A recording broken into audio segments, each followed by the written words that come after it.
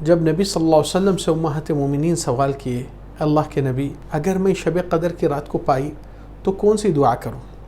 یا ایھا الذین آمنوا کتب علیکم الصیام کما کتب علی الذین من قبلکم لعلکم تتقون۔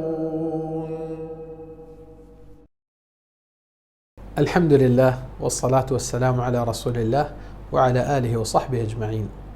آپ کا استقبال ہے مجلس رمضان میں۔ آج کی نشست ہماری 21 ہے۔ اللہ تعالی ہمارے کو اور آپ کو جو پہنچایا ہے یہ آخری رمضان کے 10 دن، الحمدللہ یہ بہت بڑی غنیمت اور بہت بڑا کرم رب العالمین کا ہے کہ ایسا موقع ہمیں اور آپ کو عطا فرمایا ہے جس میں شب قدر کے بارے میں تو آپ سب بخوبی جانتے ہیں، مگر چند امور ہے جو آپ کے اس شب قدر کو پانے اور اچھی عبادت کرنے کے لیے جو ذہن میں رکھنا ضروری ہے۔ پہلی چیز آپ دیکھ سکتے ہیں کہ دنیا کے اندر بڑے بڑے ریس جو دنیا میں مانے جاتے ہیں اور سب سے بڑا انعام اس کے اندر رکھا جاتا ہے، وہ پہلے سے ٹریڈیشنلی چلتے آتا ہے گھوڑوں کی ریسنگ، اور وہی گھوڑوں کی ریسنگ پہ دنیا کے جوا بازی، سٹہ بازی سب کچھ اس پہ ہی چلتا ہے، اور دنیا والے اس چیز کے اندر ایک بہت عجیب و غریب سے آپ نوٹس کرے ہوں گے کہ راؤنڈ اگر 20 کلومیٹر کا، کیونکہ ایک سرکل 1 کلومیٹر کا رہتا ہے وہاں پر، تو گھوڑوں کا جو تحمل برداشت، چلانے والے کا، گھوڑے کی رفتار، گھوڑے کی قوت طاقت، تو وہاں پر امتحان میں راؤنڈ 20 کلومیٹر کا رہتا ہے، اور راؤنڈ مارتے مارتے مارتے الگ الگ وقت کے حساب سے، کسی کا 10 کلومیٹر کا، کسی کا 20۔ اب سپوز کیجیے آپ یہ 20 کلومیٹر کا راؤنڈنگ ہے، اور سارے کے سارے گھوڑے بھاگ دوڑ لگائے، اور چلانے والے بھی ماشاءاللہ بہت محنت کر رہے ہیں اور بہت تحمل کے ساتھ، اور یہ رفتار رفتار رفتار آپ دیکھتے ہیں چلتے آتی ہے۔ مگر یہ گھوڑے جب وہاں پر پہنچ جاتے ہیں اور 19 راؤنڈ ختم ہو جاتا ہے پہلے گھوڑے کا، 19 کا، وہاں پر ایک گھنٹی بجتی ہے بڑی آواز کی، وہ گھنٹی سے اشارہ دیا جاتا ہے سب کو کہ اب یہ آخری راؤنڈ باقی ہے۔ آپ کو انداز ہے کہ وہی گھوڑے اور چلانے والوں کو اتنی تھکن ہو چکی ہے 19 راؤنڈ سے کہ بس پسینے پسینے چھٹ گئے سب کے۔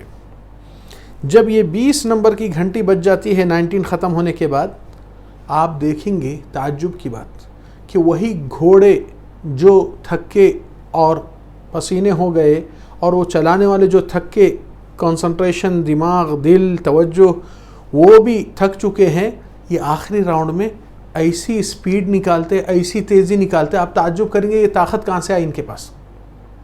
معاملہ کیا ہے؟ معاملہ کہ رزلٹ اینڈنگ سے ہے، اور آپ کا اور ہمارا رمضان کے آخری جب آئے تو یہاں پر آپ بھاگ دوڑ تیزی سے لگانا ضروری ہے۔ لہذا ایمان والے اس موقع کو جانے نہیں دیتے ہیں، اور جیسا کہ معلوم ہے کہ شب قدر کی ایک رات کی عبادت 1000 ماہ سے افضل ہے، اور یہ آپ کو انداز نہیں کہ یہ کہاں تک آپ کے لیے اور ہمارے لیے کامیابی کی رات ہو سکتی ہے۔ جب نبی صلی اللہ علیہ وسلم سے امہات مومنین سوال کیے، اللہ کے نبی ارأیت ان ادرکت لیلۃ القدر فما اقول، اگر میں شب قدر کی رات کو پائی تو کون سی دعا کروں؟ تو رسول اللہ صلی اللہ علیہ وسلم فرمائے، کہو اللہم انک عفو تحب العفو فاعف عنی، اے اللہ تو معاف کرنا پسند کرتا تو مجھے معاف فرما دے۔ مگر ایک نقطہ غور کرنے کا ہے کہ اللہ تعالیٰ عفو کا نام استعمال کیا ہے یہاں، حالانکہ غفور بھی ہے، غفار بھی ہے، اور رحمان ہے، رحیم ہے، بہت سے اللہ کے اسماء صفات ہے جو ان کی تعریف اور توصیف اور تمجید کرنے والے ہیں، مگر یہ نام کو خاص طور سے اس رات میں دیا گیا ہے۔ کیوں؟ کیونکہ اس کے اندر ایک عجیب چیز ہے جو کافی لوگ اس کے بارے میں بھی نہیں جانتے۔ ہم اس قرآن کی آیت کی طرف جائیں گے جس کے بارے میں نبی صلی اللہ علیہ وسلم کو جبریل امین آ کر فرمایا، اے محمد صلی اللہ علیہ وسلم، آج آسمان سے ایک دروازہ کھلا، اس سے آپ کو 2 تحفے جو کسی نبی کو نہیں دیے پہلے، اور وہ وہی دروازے سے خصوصیت نازل ہوئے ہیں، وہ آپ کے لیے بالخصوص یہ انعام ہے۔ سورہ فاتحہ اور آخری آیتیں سورہ بقرہ کے آمن الرسول بما انزل الیہ من ربہ، وہ دعا میں آخری کے الفاظ کو دیکھیے، ربنا لا تؤاخذنا إن نسينا واخطأنا ربنا ولا تحمل علينا إصرا كما حملته على الذين من قبلنا ربنا ولا تحملنا ما لا طاقة لنا به واعف عنا. پہلے نمبر پہ عفو طلب کی جا رہی ہے، واغفر لنا مغفرت سیکنڈ پہ ہے، وارحمنا رحمت تیسرے پہ. اب اس کا تناسب کیا ہے؟ بہت سے لوگ قرآن کو غور نہیں کرتے، مگر یہ نقطہ سمجھنے میں آپ کو بہت دلچسپی اور اچھی چیز سمجھ میں آئے گی. مثال کے طور پر آپ کسی راستے پہ جانے کے وقت کوئی ایکسیڈنٹ آپ کر دیے، اس ایکسیڈنٹ میں کسی بچے کا فوت ہو گیا، کیس کیا ہوتا؟ پولیس میں درج ہوتا، کورٹ میں جانا، فلان کرنا، بہت سے اس کے پروسیجرز ہے قانونی طور سے. جب آپ اس معاملے کو جا کر اپنی غلطی کا فائن دے دیتے ہیں، سب کچھ کر لیتے ہیں، کلیئر شیٹ ہو جاتا ہے، 10 سال کے بعد بھی آئیے آپ کے ریکارڈ میں فلان دن فلان سال آپ کا ایک ایکسیڈنٹ ہوا تھا، یہ کار میں، یہ چیز میں، مگر یہ رفع دفع ہو گیا کیونکہ آپ نے پروسیجر جو گورنمنٹ کے ریکوائرمنٹ تھے، کورٹ کے، پولیس کے، سب کر چکے ہیں، مگر وہاں رجسٹرڈ ہے. اور دوسرا کہ آپ سے کوئی مطالبہ نہیں ہے.